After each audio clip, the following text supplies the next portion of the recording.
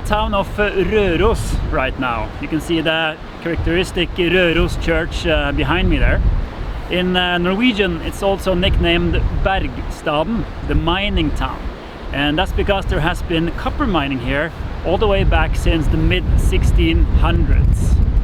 This is a very special place. All of the area is on the UNESCO World Heritage List, and you can visit the mines, of course, but you also have the Røros village, which is just behind me here, where you have a lot of wooden buildings dating back from the late 1600s and onward.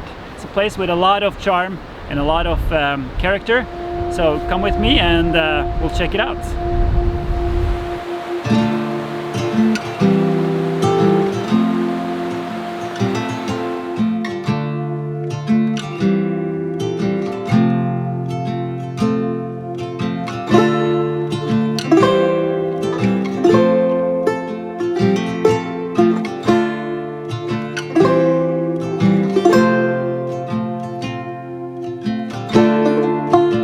Being in the mining town of Røros feels like traveling back in time.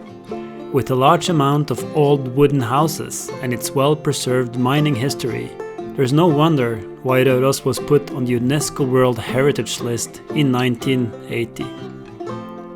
Wherever you walk in the town, you can see the Røros Church, an iconic landmark that can be seen from afar. It was built in 1784 and paid for by the Røros Copper Works. With its 1600 seats, it's the 5th largest church in Norway.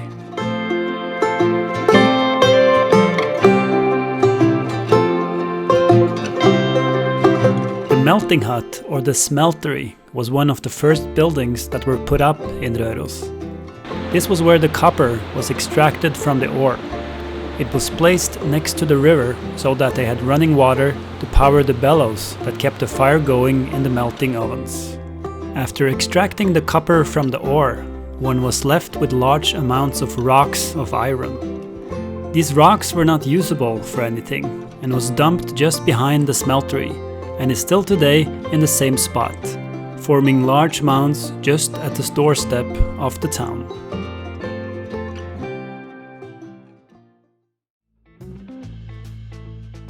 Later that day, I drove to one of the mines just outside of town.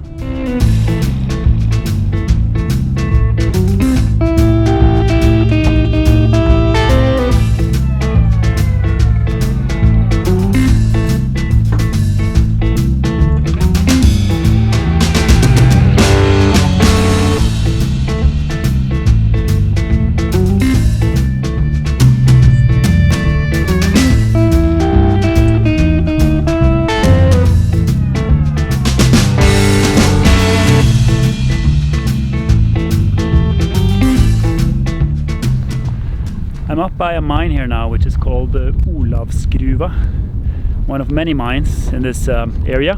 This one actually operated until as late as 1972. So I'm going to go inside and join a tour.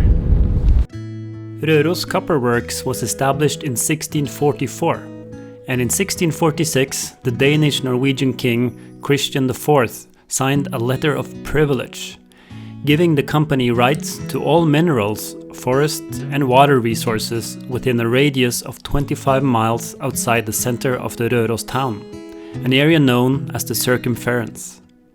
Included in the privileges were also labor at a reasonable cost, so people living inside the circumference were imposed to work in the mines. However, as paid work was quite rare back then, it attracted people to come live and work here. Before going into the mine, there's a small museum giving some background history. A display on the wall shows a model of the layout of the mine, and you can find some of the old tools that were used. There's also a collection of different kinds of rocks that exist in the mountain.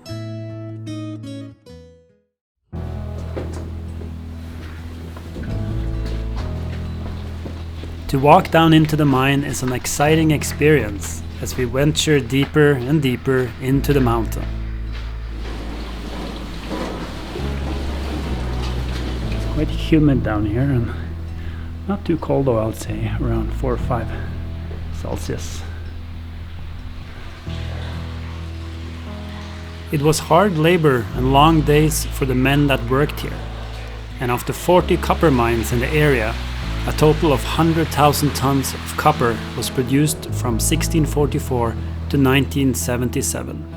And like many other mining areas in the world, it was a vital industry for the area of Røros for several hundred years.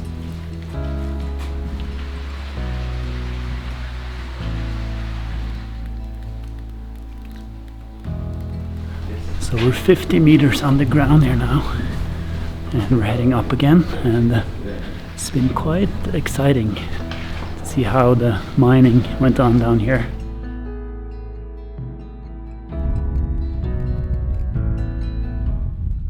So I just came back from a visit to Olavs Gruva, Olav's mine, and it was pretty fascinating.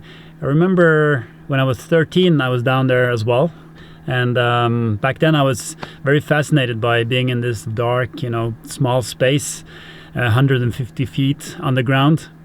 Still fascinates me, but also nice to hear about the history and about the importance that the mining industry had for this part of Norway. So definitely recommend a visit to the mines here in Røros. After an enjoyable time in Røros, it was time to continue on with the road trip. Next stop is the Dovre National Park, where I look for muskox, do a little mountain hike, and experience some car problems. But more about that in the next episode.